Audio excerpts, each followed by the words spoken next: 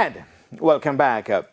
Let's head to the African continent, where members of Jamaica's World Relay squads have been going through their paces since arriving in Gaborone, Botswana on Wednesday for the two-day championships, which begin on Saturday morning at Jamaica time.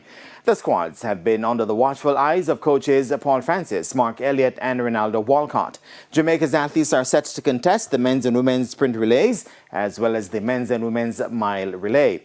World 100-meter champion Oblique Seville and Olympic and World 100-meter silver medalist Kishane Thompson and 2023 World 4x100-meter relay bronze medalist Raheem Ford withdrew from the men's sprint relay squad in recent days. The remaining members of the men's sprint relay squad are Akeem Blake, Rohan Watson, Kadrian Golson, Adrian Carr, Rashid Foster and O'Dane McPherson.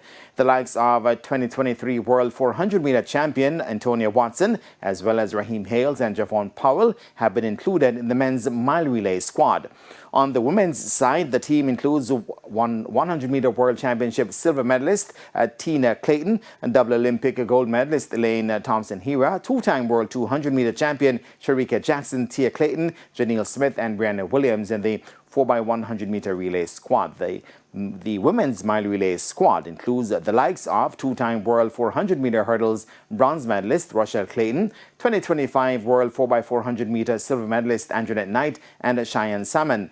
Live and exclusive coverage of the World Relays will be on TVJ and TVJ SN, as well as onespotmedia.com in Jamaica and the Caribbean.